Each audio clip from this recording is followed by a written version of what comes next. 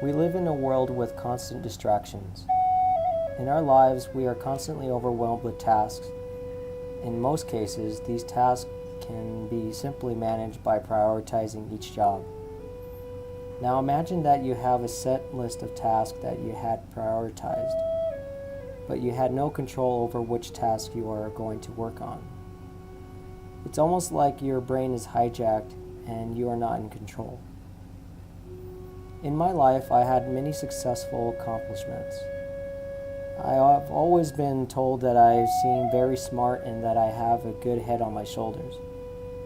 Oftentimes when I say I have a problem or need help, many people assume that I can handle it on my own, when really I can't handle it on my own. I often disguise my inability by working harder.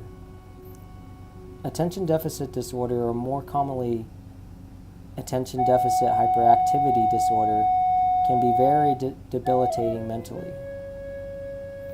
Oftentimes when people hear that I have ADD, they say, "You don't seem hyper. How could you have ADD?" This is the type of situation I had run into at times. Usually I try to explain to them that the way my brain thinks is like how a radio scans for a station or a certain song. Except I can't control which station I stop on. At birth, my life has been a struggle from the get-go. See, I was born as a premature baby at 4 pounds 7 ounces. Doctors had told my mother that I would never have the lungs to play sports and that I could possibly have developmental problems. In preschool and elementary school, I had excelled in academics and received numerous awards. Teachers would comment to my parents that I was just such a well-behaved boy. Everything seemed to be fine. Perfect grades, perfect attendance, and no worries that I was aware of. My teachers did tell my mother that I had an issue with daydreaming in class, but nothing came of that. In high school, I excelled in sports and became a very good athlete. I had received many awards for my athletic accomplishments. Despite many of my successes, there had been some challenges. My academics began to waver a little. My teachers would tell my parents that if I just finished my homework, I would have a better grade.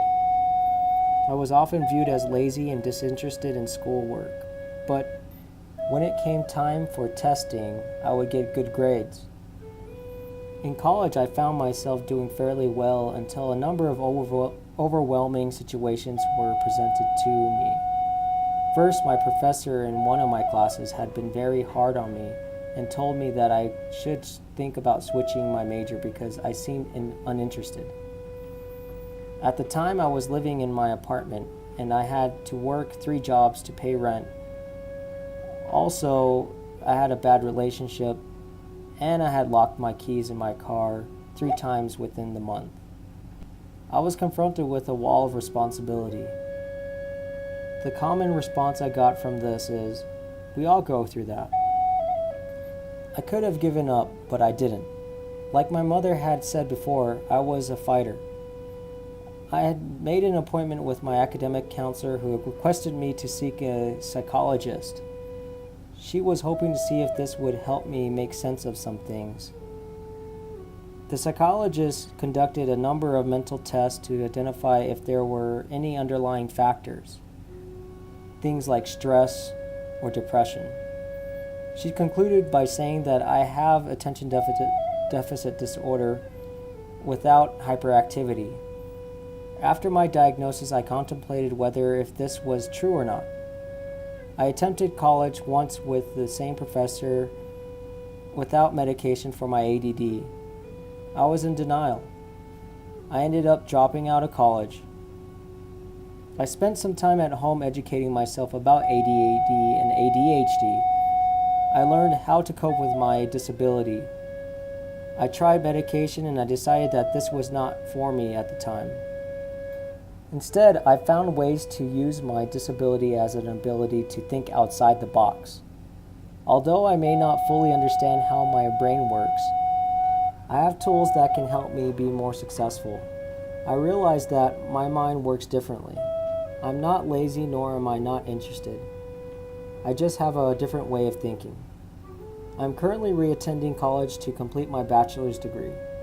With the new tools at hand, I hope to be more successful within myself by controlling on how I focus my attention.